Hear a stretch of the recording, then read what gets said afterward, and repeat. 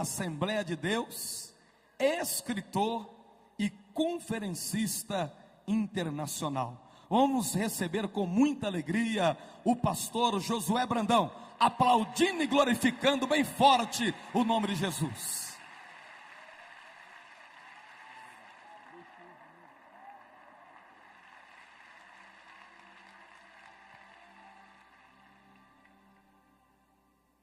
Louvado seja para sempre o nome bendito e santo de Jesus, porque dele e por ele e para ele são todas as coisas. Glória, pois, a ele eternamente. Queridos, eu quero saudá-los com a graça e a paz do Senhor. Podem assentar-se, muito obrigado. Quero saudar fraternal e carinhosa, bem como calorosamente, pastor Jerônimo Onofre, presidente deste seminário, os pastores aqui presentes, das mais diversas regiões deste abençoado país. Quero saudar nesta noite, nesta manhã, os irmãos que estão nos telões, aí ao redor, nos 6 auditórios anexos, participando destas manhãs, tardes e noites de ministração da palavra de Deus. Quero nesta manhã apresentar o meu respeito aos mais diversos homens de Deus que já estiveram ministrando aqui ao longo deste seminário, desta conferência que começou no sábado. Foram muitos, e a cada um Deus usou segundo a sua misericórdia, segundo a disposição de cada coração. Deus continue abençoando pastor Jorge Linhares, pastor Silmar, pastor Marco Feliciano, pastor Abílio Santana, pastor Jerônimo, os outros pastores que ministraram, pastor Nelson Rocha, nosso amigo e companheiro, todos os pastores que ministraram aqui nesse seminário. Mão de Deus continue estendida sobre cada um. Eu gostaria que os irmãos me permitissem apresentar uma pessoa que é muito especial, mesmo porque Deus confiou a esta pessoa a responsabilidade de me educar, de formar meu caráter e de me ensinar nos caminhos de Cristo. É o meu pai, pastor Gervásio, está aqui. Eu agradeço a Deus pela sua vida. Vem, nos abençoe. Vem da Bahia, onde nós moramos e servimos ao Senhor, sim.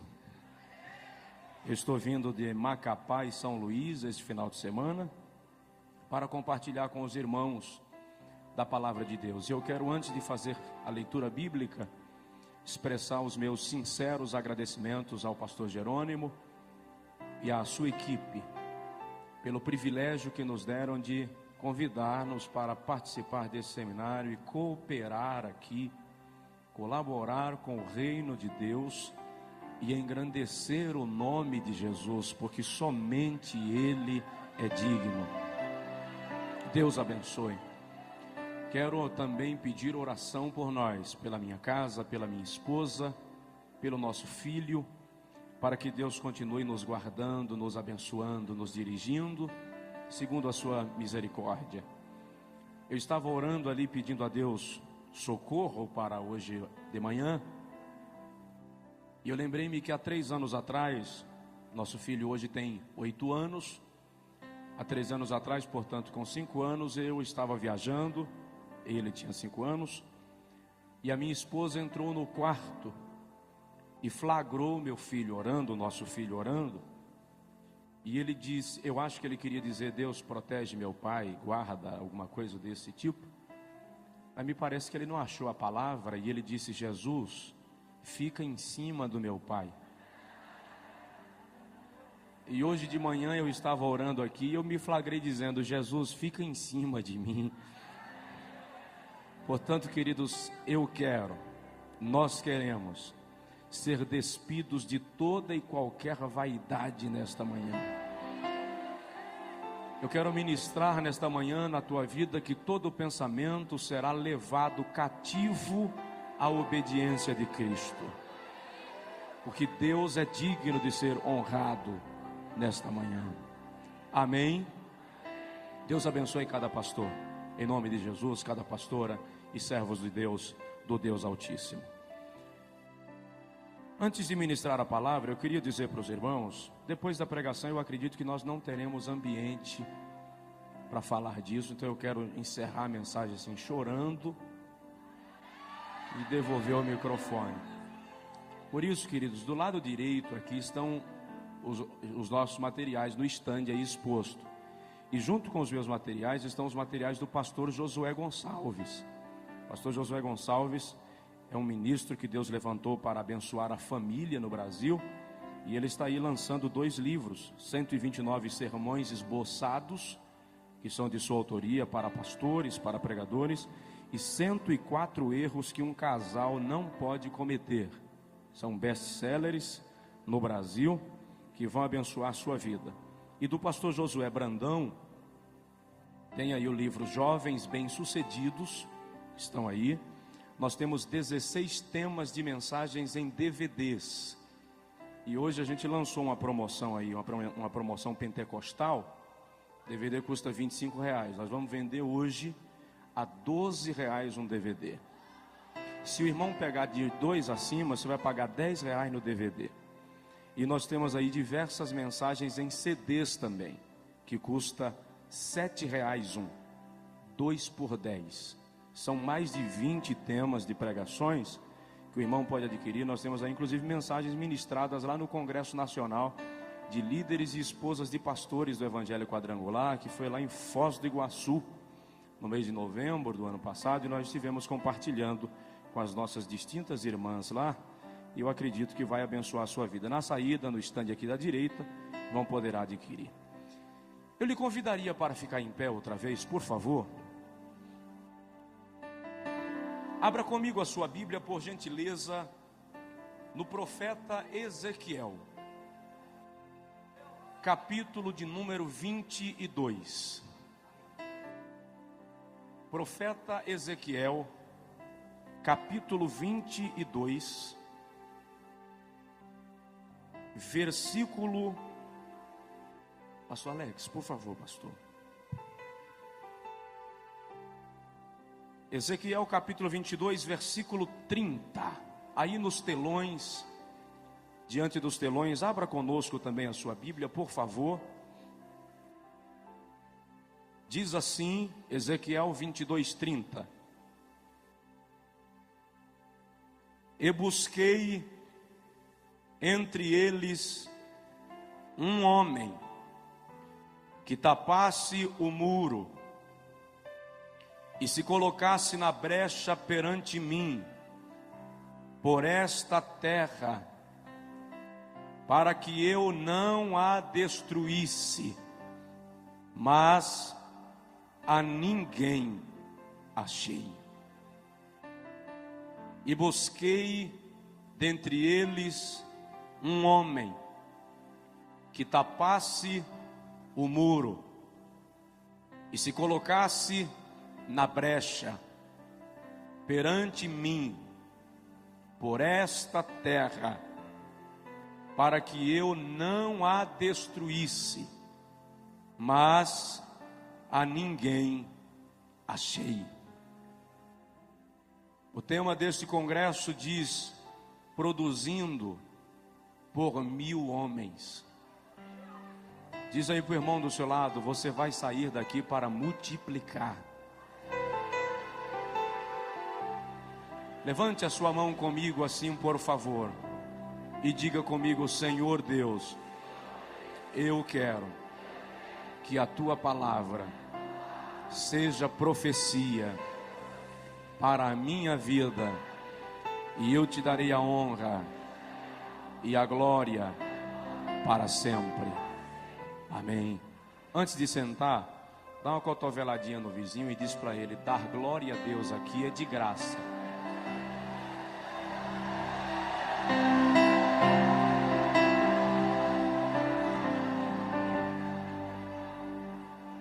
Pastor Alex, que esteve em contato comigo, pastor Germano, muito obrigado, amados. Deus abençoe. ali. Obrigado. Eu gostaria de, nesta manhã, refletir com os irmãos sobre o homem que Deus procura. O homem que Deus procura. O profeta Ezequiel exerceu o seu ministério entre os cativos de Judá, que estavam na Babilônia por conta dos pecados e falta de arrependimento da nação. No capítulo 3 do livro do profeta lido, quando o Senhor Jeová o chama para profetizar ao povo, o Senhor também deposita sobre Ezequiel um grau de responsabilidade, na qual o Senhor diz ao profeta: se eu te mandar falar a alguém sobre o seu pecado, e tu não falares, e ele morrer na sua transgressão, o seu pecado ou a sua alma eu requererei de ti. Mas se eu te mandar falar e tu falares, e o ímpio não se converter e morrer no seu pecado, dele próprio requererei a sua alma. O capítulo 22 de Ezequiel, precisamente, retrata-nos um dos momentos mais caóticos da história de Judá e expressa-nos um desalento divino. Quando Deus faz uma observação em todo o contexto judaico, em busca de alguém que pudesse representá-lo diante do povo, e que pudesse representar o povo diante dele. E o Senhor observa que toda a nação havia se corrompido. Filhos não obedeciam aos seus pais. Genros, noras, sogros e sogras já não tinham parâmetros morais. A nação estava completamente submersa na idolatria.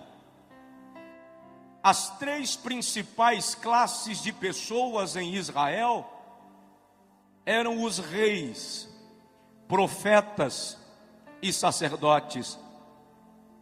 E o Senhor foi à corte em busca de um rei, de um príncipe, de algum descendente da linhagem real, que pudesse representar o povo.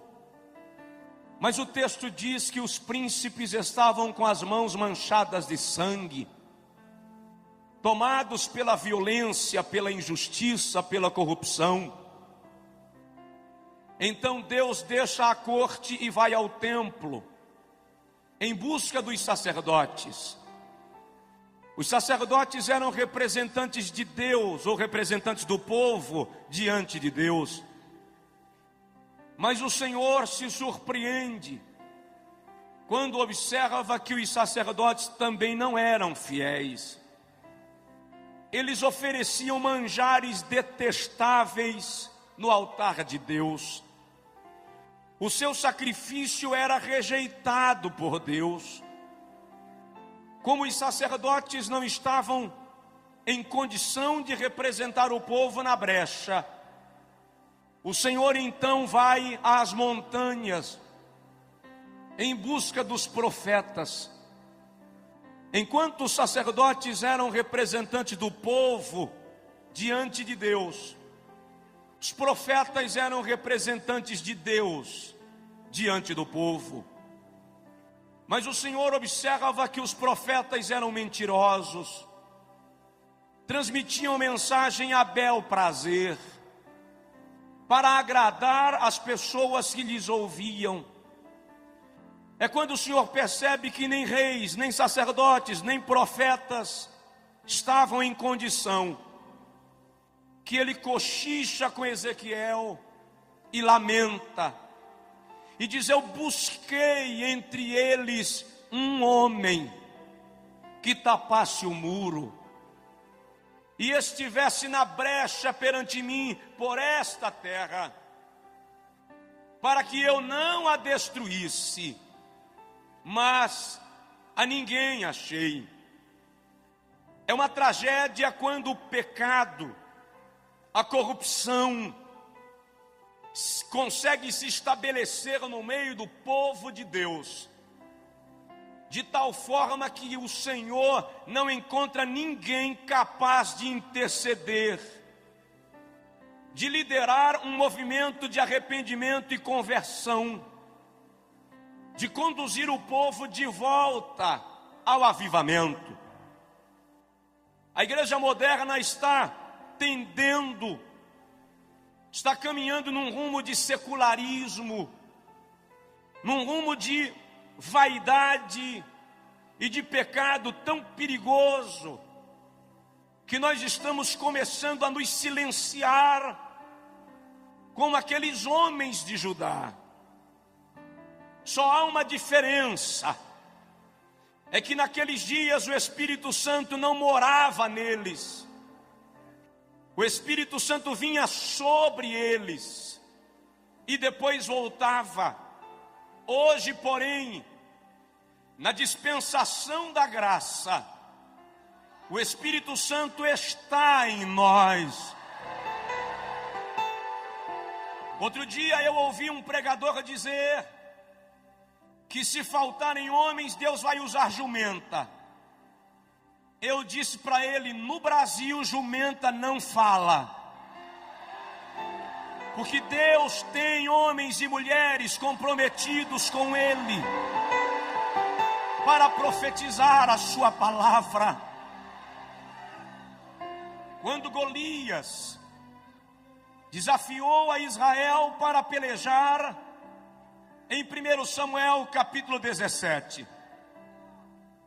Golias disse: se houver em Israel um homem capaz de lutar comigo e vencer, eu e os filisteus seremos vossos escravos.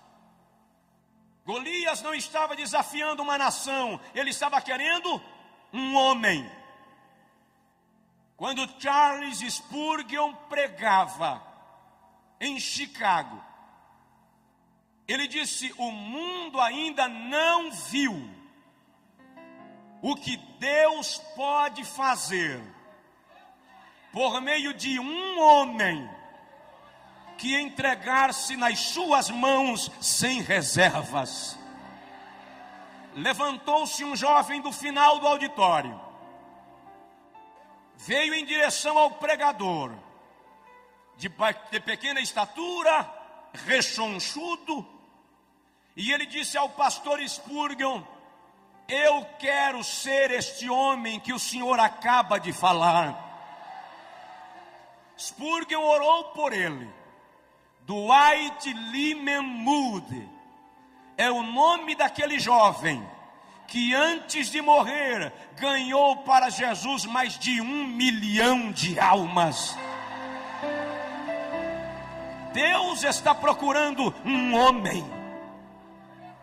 Quando a seleção brasileira vai jogar, o Brasil para. Se for final de Copa, as fábricas fecham mais cedo. Na Copa lá do Oriente, quando os jogos eram transmitidos aqui pela madrugada, eu vi aeroportos lotados diante de televisores, terminais rodoviários, gente que não dormia de madrugada para assistir o jogo do Brasil. Se 11 homens atrás de uma bola conseguem parar uma nação, imagina uma igreja cheia do poder de Deus, o que é capaz de fazer. Ei, macho, rei macho de cova. Deus está procurando alguém. Mas que tipo de homem Deus procura? Procuraria Deus um galã para representá-lo nos púlpitos das igrejas. Não, absolutamente, Deus não é diretor de novelas. Procuraria Deus um homem esteticamente perfeito para representá-lo? Não, Deus não é estilista. O homem que Deus procura, em primeiro lugar, tem que ser arrependido como Isaías. Quando o profeta Isaías escreve o capítulo 6, ele diz: no ano em que morreu o rei Uzias, eu vi o Senhor em um alto e sublime trono, e a orla do seu manto cobria os umbrais, e a casa se encheu de glória. E Isaías diz: eu vi serafins. A palavra serafins significa ardentes, aquele que está em chamas. E Isaías diz que os serafins com duas asas cobriam os rostos em reverência à santidade de Deus. Com duas asas cobriam os pés em reverência à missão da igreja. E com duas asas voavam numa disposição de servir. E diziam: Kodesh, Kodesh, Kodesh Yahvé Sabaoth, Santo, Santo, Santo é o Senhor dos exércitos. Aqui e nos auditórios anexos do telão, levante a mão comigo, por favor. Vamos juntos. Santo, Santo, Santo é o Senhor dos exércitos.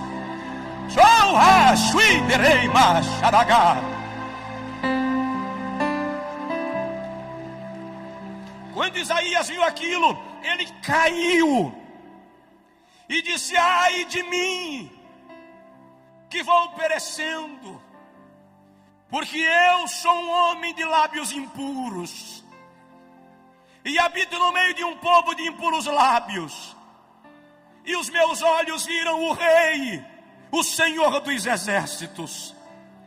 Quando ele prostra-se, ele vê que o anjo voa do altar com uma tenaz e uma brasa nela, e toca nos lábios do profeta, e diz: perdoado é o teu pecado e a tua iniquidade retirada.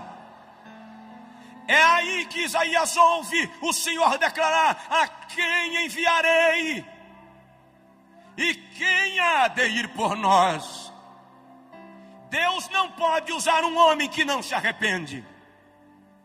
Sinceramente, querido, Deus não espera que você não peque. Deus não espera que você não falhe. Mas Deus espera que você não permaneça no pecado. Salmo 32:5, o salmista diz: confessei-te o meu pecado e a minha iniquidade não encobri. Salmos 66, 18 e 19, ele diz assim: se eu tivesse guardado o pecado no meu coração, o Senhor não teria me ouvido, mas graças a Deus que o Senhor atendeu a voz da minha oração. Nós estamos vivendo dias distintos de Deus, que o Espírito Santo vai gerar na igreja uma sede de pureza, de santidade, que vai fazer com que o pecado comece a sair de entre nós. Ninguém se engane, a figueira vai balançar, o dono da casa vai varrer a casa, e vai achar a dracma perdida, e vai nos comprometer mais com ele. A Bíblia diz que há 2 advogados que trabalham 24 horas em torno do nosso nome. Está escrito em Apocalipse capítulo 12, versículo 9, que Satanás, de dia e de noite, nos acusa diante de Deus. Mas está escrito na primeira epístola de João, capítulo 2, versículo 1, que se pecarmos, Temos um advogado perante o Pai, Jesus Cristo, o justo. E eu entendo, é possível que hajam advogados aqui. Eu entendo que quando Satanás chega lá em cima e diz: meritíssimo juiz, o Josué falhou. Olha, aquele homem lá que pastoreia, aquela pastora, aquele jovem, ele infringiu tua lei, é réu de juízo. Quando o juiz pega a sentença e olha, o nosso advogado de defesa bate a mesa e diz: protesto meritíssimo, eis nas minhas mãos marcas dos cravos e do lado marca da lança, por onde derramei sangue para purificar este homem, essa mulher. Dá uma sacudida no teu vizinho e diz para ele: alegre-se, Jesus lhe perdoou. Alegre-se, Jesus lhe perdoou. Ora madre de baixo e derramando managá. Obrigado. Segundo lugar, Deus está procurando um homem quebrantado como Jeremias. O Senhor não suporta dividir sua glória com ninguém. A glória é uma propriedade exclusiva de Deus. Salmos 51, 17, o salmista diz: o sacrifício aceitável a Deus é um coração quebrantado. E a um coração quebrantado e contrito tu não desprezarás, ó Deus. O vocábulo quebrantado ali vem do hebraico dakar e significa esmiuçar, fazer virar pó, anular. É o homem descer do pedestal, perder a pose, deixar de ser centro e se render à plenitude de Deus. Eu ouvi um dia um pregador dizer: levei Jeová no canto da parede. Quando ele terminou de pregar, eu falei com ele: você levou uma aranha. Jeová não vai ao canto da parede.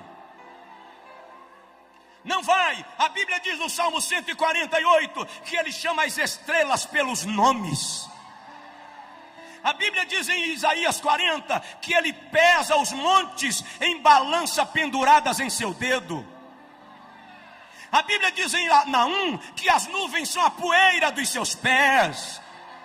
Em Jó 39, 27 ele diz assim: Jó, eu chamo os raios pelos nomes. Eles se apresentam a mim e dizem-me: eis-nos aqui. Quem sou eu para levar no canto da parede quem chama raio pelo nome, irmão?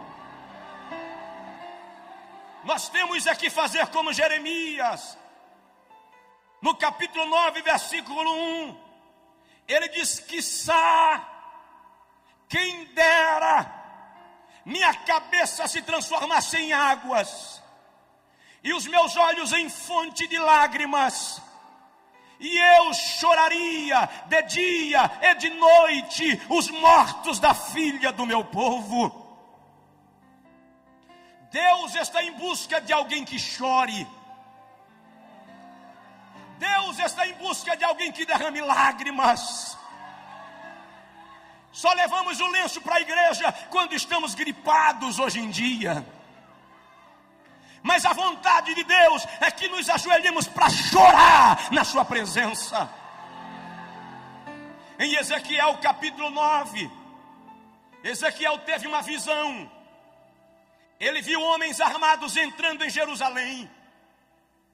E Ezequiel ouviu quando o Senhor disse aos homens armados: matem homens e mulheres, velhos e crianças, não poupem ninguém. E enquanto os homens entravam em Jerusalém, Ezequiel viu alguém aparecer com um tintureiro na mão. E Ezequiel ouviu quando o Senhor disse aos homens armados: parem, esperem até que sejam marcados com tinta aqueles que ainda choram no meu altar, depois matai o resto. Deus quer alguém que chore na sua presença, alguém que derrame a alma, alguém que perca o sono de madrugada para chorar por alguma causa. Deus está querendo alguém que mais do que fazer graça, se quebrante perante Ele, que mais do que falar de si próprio, experimente seu poder. Você pode não ser um grande pregador, você pode não ser conhecido nem na tua igreja, mas se você chora, Deus conhece você, e isso é o que importa. Oh, aleluia! Está na hora de chorar. Diz aí para o irmão do seu lado: Deus está procurando quem chora.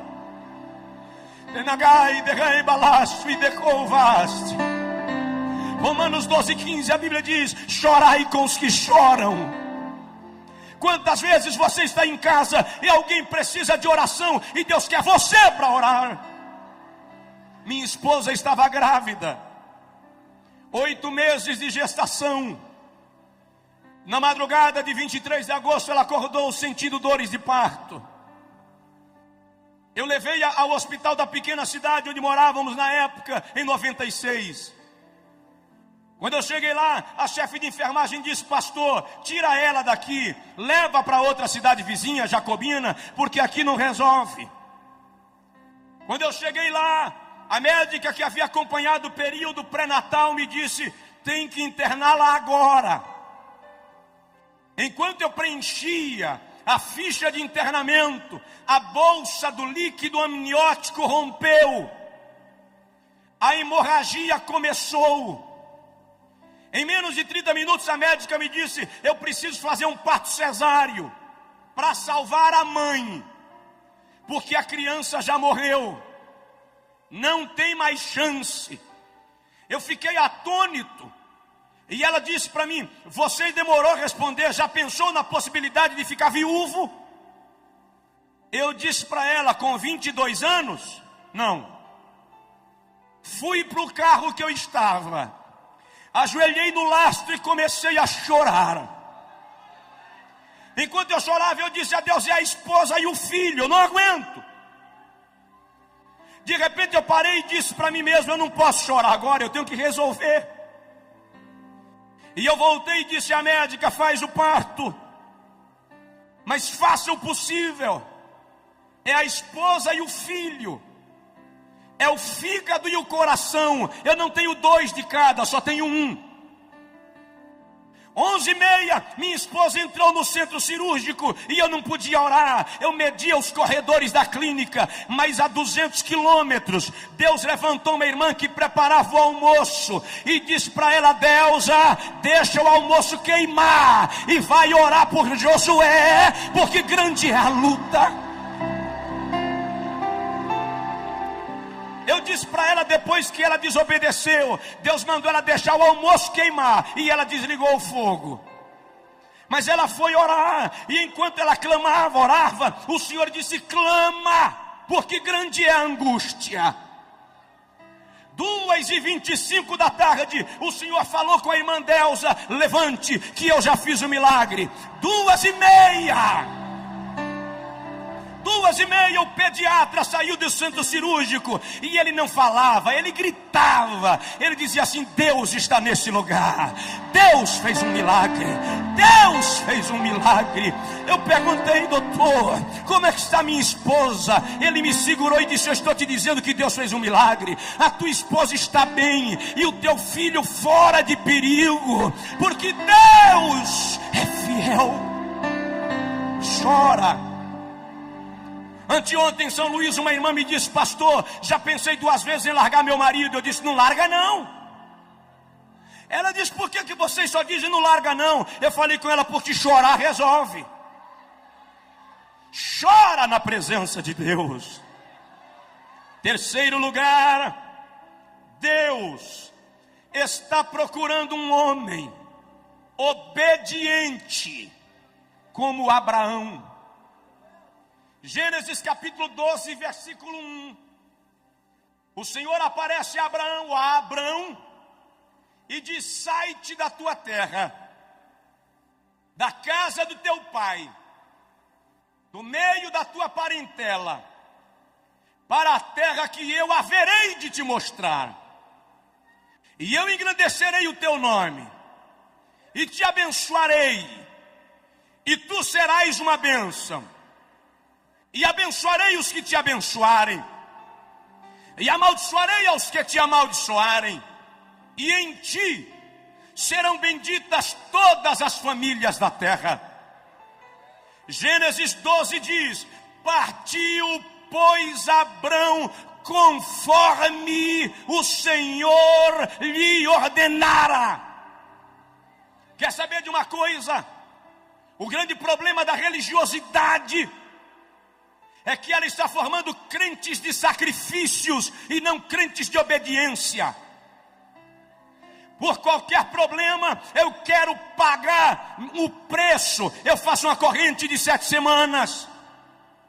Eu faço 7 vigílias. Por qualquer coisa, eu faço uma campanha de jejum. Não pelo prazer, pelo sacrifício.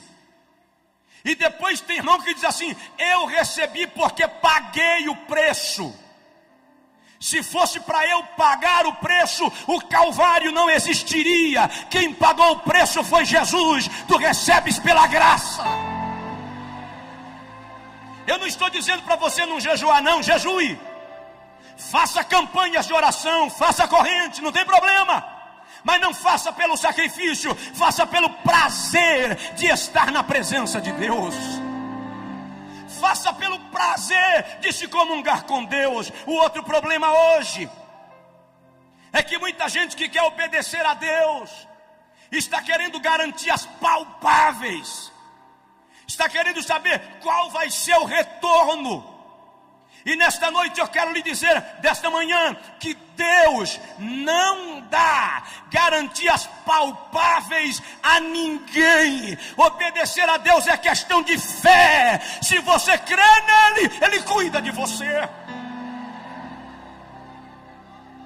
Dá uma olhadinha no teu vizinho e diz para ele: obedeça. Irmão, se Deus lhe mandar sentar, nem olhe se tem cadeira, sente. Se Deus lhe mandar ir, vá, porque Ele vai contigo. Homens obedientes como Abraão. Em quarto lugar, Deus está procurando homens, além de arrependidos como Isaías, quebrantados como Jeremias, obedientes como Abraão. Ele está procurando homens restaurados como Pedro. Não funciona, querido, maquiar a vida espiritual e se apresentar como se fosse teatro. A vida cristã não pode ser movida de atrizismo, de representação, de hipocrisia. A vida cristã não pode ser como carro velho, enferrujado, de pneu liso, motor batido, que você reforma a chaparia, pinta o carro, coloca pneu novo e deixa o motor queimando óleo. Eu posso até enganar você com a minha aparência, mas eu não poderei enganar aquele que conhece e sonda os corações dos homens. É por essa razão que Deus quer nos restaurar de dentro para fora. Eu lembro agora de um grande amigo de Jesus, Pedro. Pedro falhou feio com Jesus. Jesus estava sendo julgado e Pedro estava se aquecendo lá fora. De repente alguém olhou para Pedro no meio do círculo e disse: você parece com o Nazareno. Pedro disse: nunca ouvi falar. Saiu para o vestiário. Quando chegou lá, a empregada de Pilatos, arrumando os armários, olhou para Pedro e disse: eu acho que já vi você andando com o Nazareno. A Bíblia diz, Lucas diz, que Pedro saiu resmungando, reclamando. Eu imagino Pedro nervoso, dando tapa na parede. Enquanto ele passou reclamando, alguém disse: a tua fala te condena. Crente até nervoso parece crente. Lucas diz que quando Pedro negou a terceira vez, só Lucas dá esse detalhe, ele diz que Jesus olhou para Pedro. Jesus não disse nada, apenas olhou para Pedro. O olhar de Jesus arrebentou Pedro. E Pedro foi chorar amargamente. Andei com ele 3 anos e o neguei. Eu caminhei sobre as águas. Fui eu quem tirei a moeda da boca do peixe. Como é que eu posso ter negado? E Pedro chora. Mas Jesus ressuscitou. Ele não ficou no túmulo. Quando Jesus ressuscita, Marcos 16, as mulheres vêm, voltam correndo com a notícia, e Maria Madalena fica lá. De repente aparece o mestre e diz Maria, e ela diz Rabi, Rabone, Raboni, mestre, meu mestre, meu bom mestre. E Jesus diz, não me toca Maria, vai para lá e diz aos meus discípulos e a Pedro que eu vou para a Galileia. Por que Jesus disse e a Pedro? Por que não e a João, que ficou ao pé da cruz até a última hora? Porque Jesus sabia que Pedro não teria coragem de encará-lo. E eu imagino Maria chegar na reunião dos 12 e dizer, olha, eu vi o mestre. Ele me disse que é para a gente ir para a Galileia, que lá ele vai conversar com a gente. E você, irmão Pedro? Sim, irmã Maria, Jesus disse que você não pode faltar lá.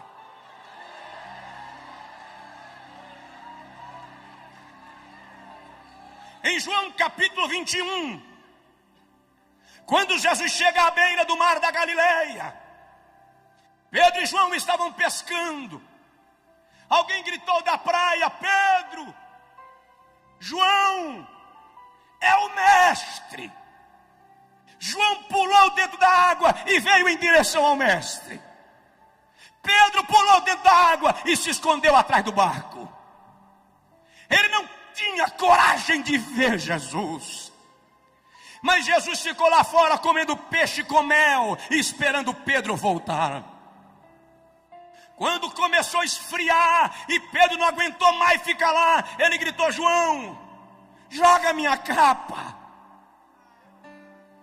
Diz aí para o teu vizinho, Deus espera você. Ei, racho, leanda lagar.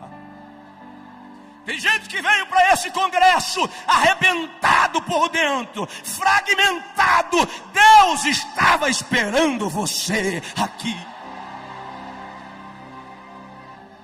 Pedro saiu meio sem graça, não se envolveu com o grupo, ficou meio de fora, todo mundo comia peixe. De repente Pedro se sente à vontade, vai lá, tira um pedacinho do peixe. Quando ele vai pegando, Jesus diz, Pedro, João 21:15.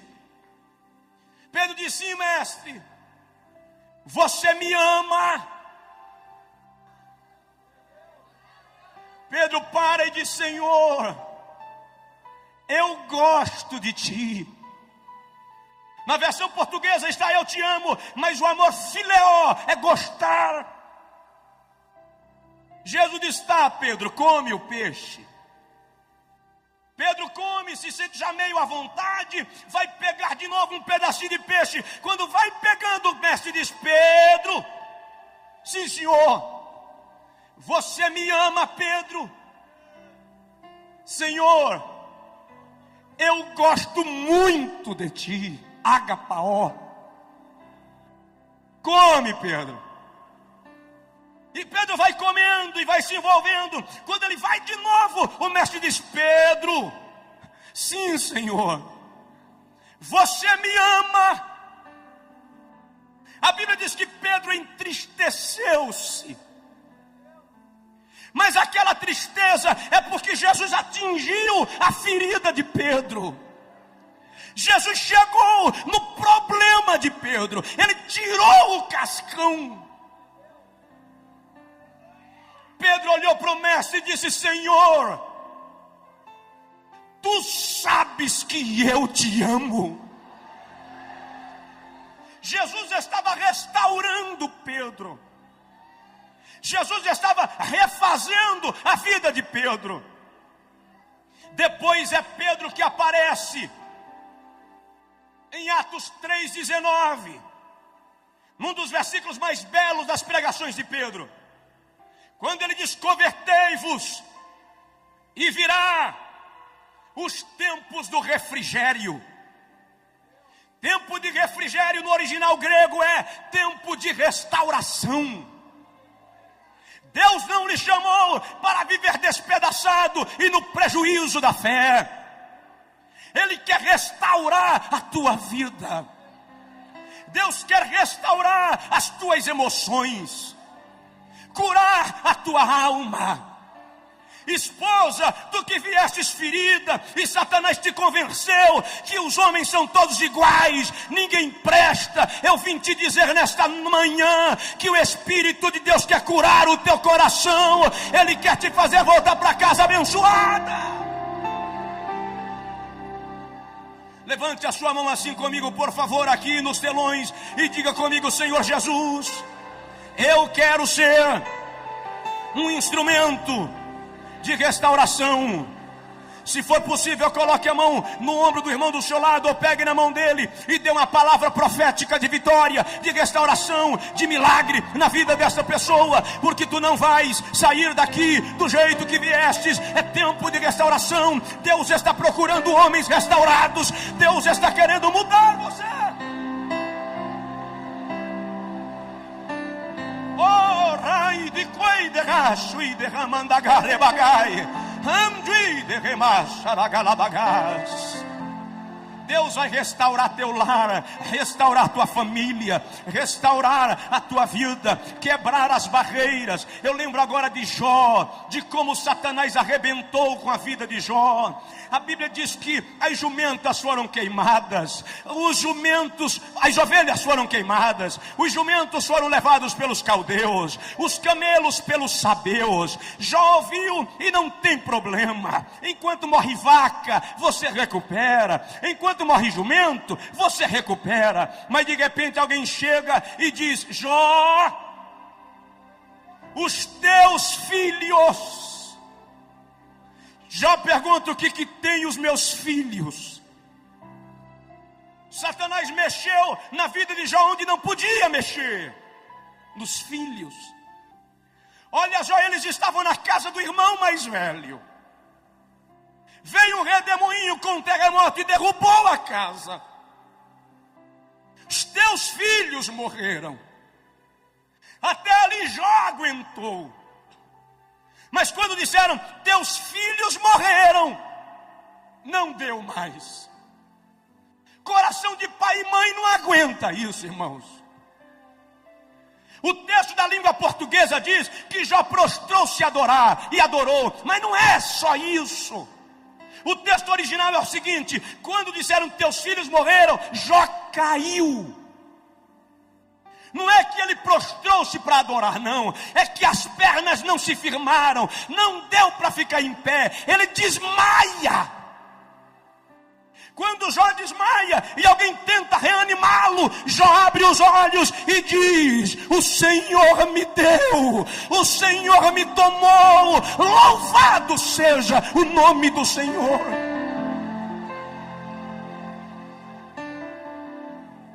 Depois Satanás fere a Jó de úlceras malignas, da planta do pé à cabeça. No capítulo 6, Jó diz que até na sua boca haviam tumores purulentos. De repente Elifas chega e diz: Jó, eu tive um sonho pavoroso. Eu vi um bicho, Jó. A fisionomia eu não discerni, mas era um vulto. Capítulo 8. E eu me amedrontei, e os meus cabelos se arrepiaram. Quando Satanás viu que Jó não blasfemaria, ele disse ao anjo da morte: ronda, Jó, Não tem macho que não estremeça quando o gelo da morte lhe bate o corpo. Quando Jó sentiu o gelo da morte, capítulo 13, versículo 15, ele diz: ainda que ele me mate, eu ainda esperarei no Senhor.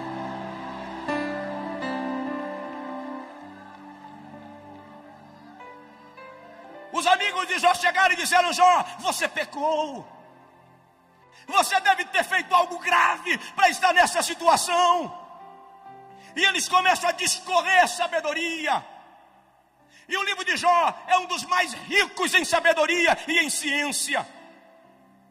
Enquanto eles falam, Jó olha para eles e diz: vocês são inteligentes. Vocês sabem de muitas coisas. Mas eu sei de uma que vocês não sabem. Jó, nessa situação, você consegue saber de quê? Eu sei que o meu Redentor vive, e um dia ele se levantará sobre a terra. Dá uma sacudida no teu vizinho e diz: o Redentor se levantou para você. O Redentor se levantou para você. O Redentor se levantou para você. Eu já vou terminar. Oh, abagamanama, suite plas. Sabe de uma coisa que eu quero citar nesta manhã, que não estava naquilo que eu planejava, mas me veio agora. Diz aí para o seu vizinho: Satanás não pode tocar em você.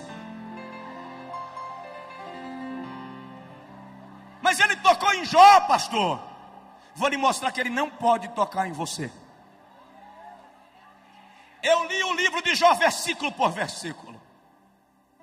Estudei versículo por versículo. Eu queria entender por que Deus permitiu aquilo. Eu observei, por exemplo, que por 33 vezes Jó pergunta a Deus por quê. Nem ele entendia. Por 16 vezes Jó lamenta o seu estado. No capítulo 16 ele diz: a minha face está inchada de chorar a falta daqueles que rodeavam a minha mesa, os filhos. No capítulo 11 ele diz: a minha pele se me apega ao corpo, porque aqueles que alegravam a minha casa já não estão comigo.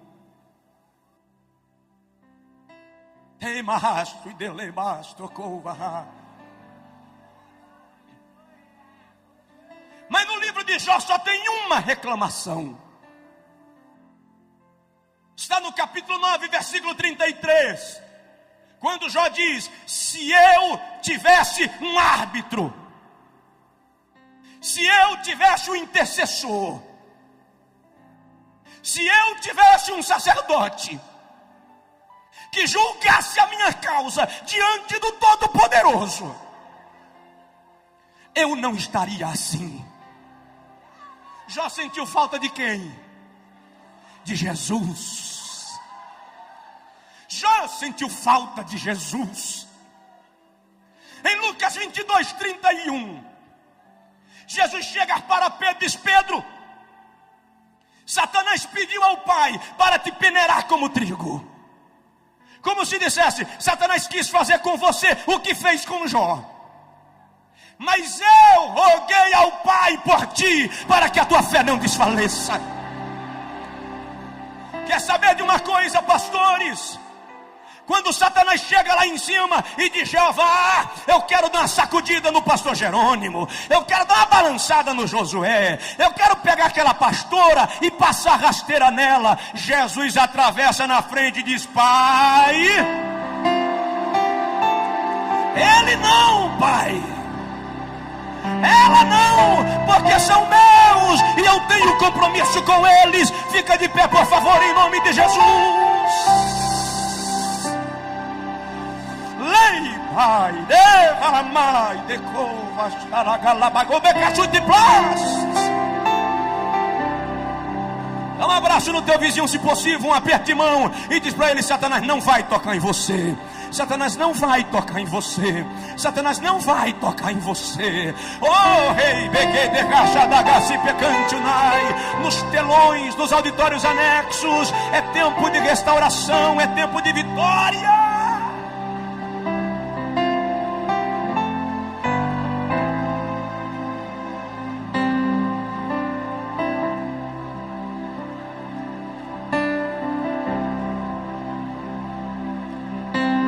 Vou terminar. Deus procura um homem adorador como Davi. Diz aí para o teu vizinho: a tua vida tem que ser uma adoração. Deus está procurando alguém que o adore. A Bíblia diz que o Pai procura verdadeiros adoradores que o adorem em espírito e em verdade. Eu não vou tomar mais tempo nesse tópico da mensagem, porque eu quero orar com você. Mas adorar é mais do que levantar a mão. Adorar é mais do que dançar. Adorar é mais do que pregar. Adorar é proskeneu, submeter-se, prostrar-se e homenagear. A minha vida tem que ser uma homenagem a Deus. O meu dia a dia tem que ser uma homenagem a Deus. Você não adora só quando está na igreja. Você adora quando paga suas dívidas. Você adora quando sai com a tua esposa. Você adora quando brinca com teu filho. Você adora na maneira de se vestir. Você adora na maneira de falar. Você adora porque Deus é digno de adoração. Sabe o que eu lembro agora? Apocalipse 4:8. João diz que 4 seres viventes do lado do trono dizem: Santo, Santo, Santo é o Senhor Deus nosso, o que era, o que é e o que há de vir. Quando eles terminam, a Bíblia diz que os 24 anciãos lançam suas coroas diante do trono e dizem: digno de receber honra, glória, louvor pelos séculos dos séculos. Quando eles terminam, a Bíblia diz que vem um coral de anjos, formado por miríades de miríades e milhares de milhares.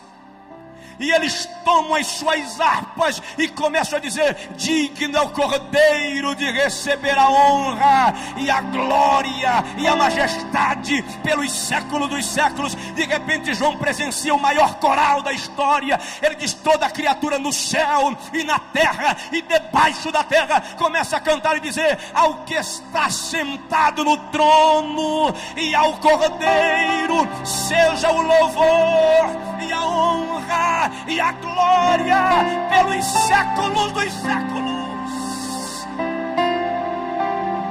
De mão levantada, por favor, aqui e nos 6 auditórios anexos pelo telão. Meu Pai, em nome de Jesus, eu quero te pedir agora a evidência da palavra que preguei. Preguei a tua palavra, Senhor, e eu quero a evidência dela nesse lugar, nesse auditório e nos 6 auditórios anexos. Eu peço agora um manto da tua plenitude estendido aqui. Eu quero crentes sendo curados, sendo batizados, sendo restaurados, sendo completamente abençoados. Eu vou contar até 3 e Deus vai mandar um vento da plenitude. O ruach de Deus vai soprar aqui. Em nome do Pai. 2, em nome do Filho. 3, em nome do Espírito Santo. Receba agora uma descarga do poder de Deus.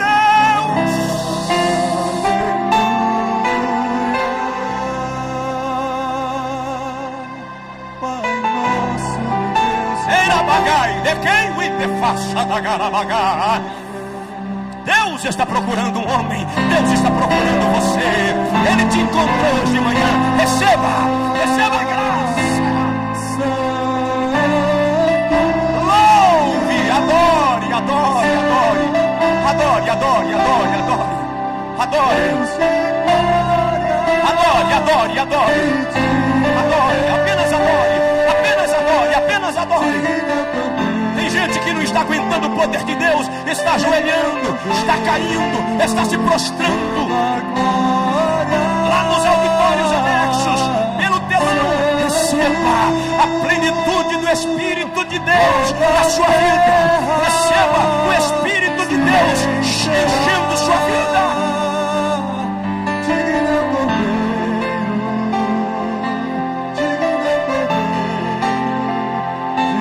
É tempo de cura, é tempo de restauração. Deus procura um homem, Deus procura alguém.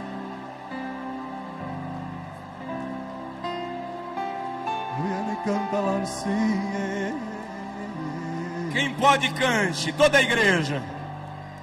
Aleluia. Todo auditório aqui e nos anexos, comece a exaltar. O Pai procura verdadeiros adoradores.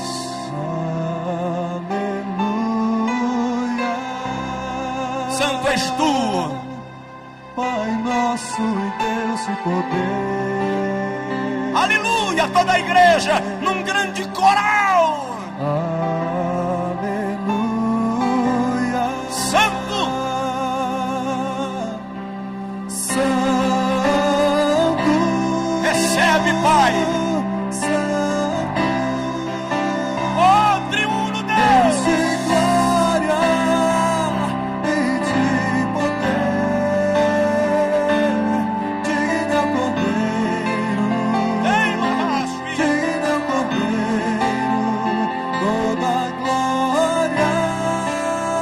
Adore, adore, adore, adore. Lá em cima, adore. Aqui, no auditório, nos anexos, pelos telões, aqui na plataforma. Adore, Ele é digno, Ele é digno, Ele é digno. De todo louvor. Ei, Pai, Deus, filha, paz. Deus de glória e de poder. Digno é o Cordeiro. Oh, por favor, Digno é o Cordeiro. por favor. Antes de eu devolver o microfone, aqui e nos telões, por favor, eu gostaria que você agora abençoasse com uma oração a vida da pessoa que está do seu lado. A Bíblia diz, sem contradição alguma, o menor é abençoado pelo maior. Maior aqui é Jesus. Nós somos apenas servos seus, filhos, amigos.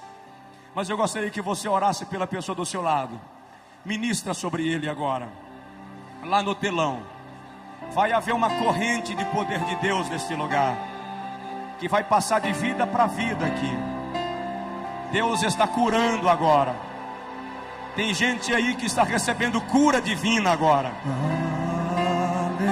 Você vai sentir a mão de Deus tirando a enfermidade do teu útero. Vai sentir a mão de Deus tirando a enfermidade do teu corpo, do teu coração, da corrente sanguínea. Aleluia, pastor Jerônimo, pastores que coordenam esse seminário, a plenitude de Deus continue sobre as vossas vidas. A unção de Deus continue sobre vós. Pastores que ministraram nesse seminário, os que ainda estão aqui, os que já foram, a mão de Deus continue sobre vocês. Os que ainda vão ministrar, a graça de Deus venha sobre a vossa vida. Pai nosso e Deus. Ei, barabadagachei de gremacha da bagai. Aleluia, pastor Flamarion. Anibedagachei de randagabarrandagai.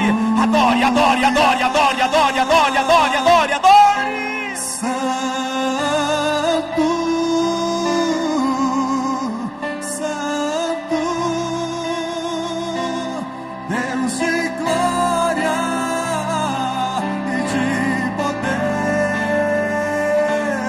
Digno é o Cordeiro, digno é o Cordeiro de todo louvor. Santo, Deus de glória e de poder. Digno é o Cordeiro.